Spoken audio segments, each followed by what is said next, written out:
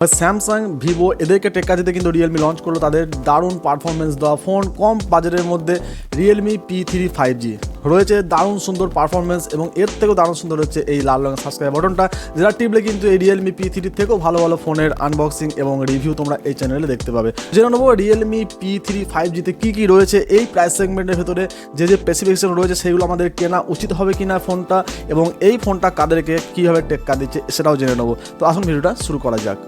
তো প্রথমেই আসবো আমরা এর ডিসপ্লেতে। রয়েছে 6.67 ইঞ্চির একটা বড় অ্যামোলেড ডিসপ্লে, 120 হার্জ এবং 2000 নিটস হচ্ছে এর পিক ব্রাইটনেস। মানে ভিভো T4X বা স্যামসাং F16কে তো ভালোভাবে বিট করে দেবে এই ডিসপ্লেটা। দারুণ সুন্দর ডিসপ্লে রয়েছে এবং এর সাপোর্টিংয়ে রয়েছে 6000 mAh একটা বড় ব্যাটারি। মানে তোমরা জাস্ট বুঝতে পারছো যে এত সুন্দর ডিসপ্লে তার সঙ্গে 6000 ব্যাটারি, মানে মিডিয়া কনজিউম কিন্তু তোমরা ভালোভাবে করতে পারবে। রয়েছে স্টানিং ডিজাইন এবং এত সুন্দর প্রিমিয়াম ডিজাইন এই প্রাইস সেগমেন্টের ভেতরে সাধারণত আসে না, এবং দারুণ সুন্দর লুক। এবং যা বাকি যে ফোনগুলো বেরোচ্ছে স্যামসাং বা তোমরা ভিভো, তাদের থেকে একটা আলাদা প্যাটার্নের এই ফোনটাকে লঞ্চ করা হয়েছে এবং যথেষ্ট ভালো ডিজাইন এবং প্রিমিয়াম ডিজাইন তোমরা এটাকে বলতে পারো। হতে পারে প্লাস্টিক বডি, কিন্তু যথেষ্ট ভালো বিল্ড কোয়ালিটি রয়েছে এই ফোনটাতে। তাছাড়া রয়েছে কিছু আদার্স ফিচার্স, যেমন হচ্ছে IP69 অ্যারোস্পেস কুলিং, মানে তোমরা সবসময়তেই ফোনটাকে 20 ডিগ্রি সেলসিয়াসের মধ্যে ঠান্ডা রাখবে এমন একটা টেকনোলজি এই ফোনটাতে ইউজ করা রয়েছে।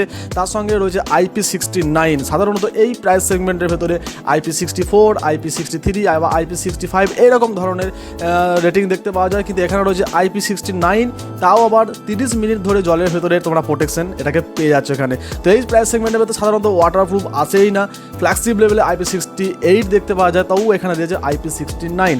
তো এর থেকে ভালো স্পেসিফিকেশন কী হতে পারে এই বাজেট সেগমেন্টের ফোনের ভেতরে? আরও রয়েছে, আসবো আস্তে আস্তে।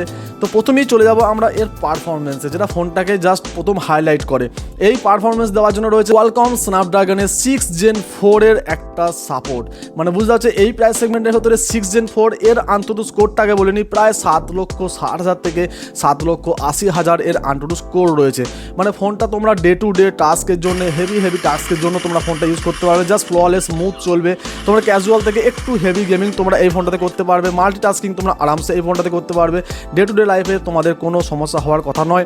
এবং সব থেকে বড় হচ্ছে যারা গেমার রয়েছে, BGMI যারা গেম ফেলে করছো, 90 FPS কনস্ট্যান্ট তোমাদেরকে ফ্রেম রেটে গেমিং প্রোভাইড করবে এই ফোনটা।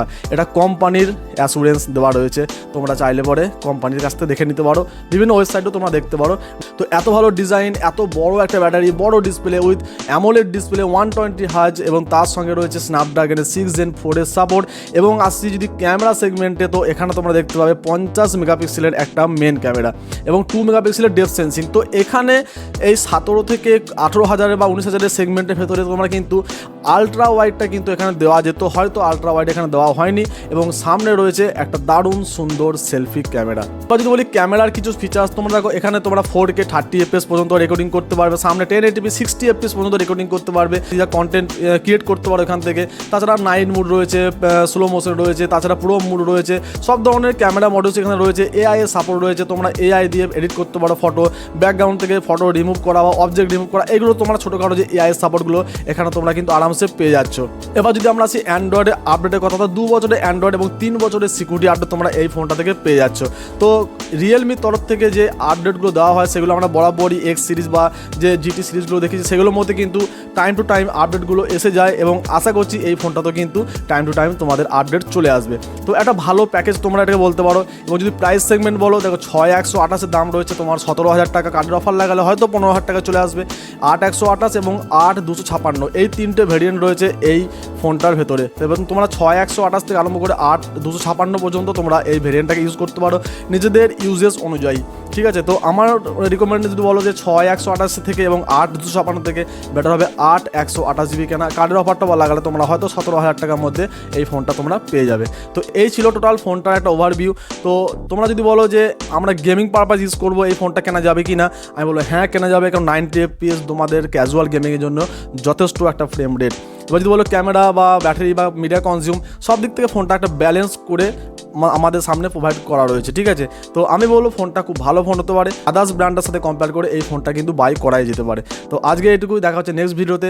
তোমাদের কোনো সাজেস্টেড কোনো ফোন তাহলে কমেন্ট করে জানাতে পারো, তার উপরও ভিডিও অবশ্যই বানানো হবে।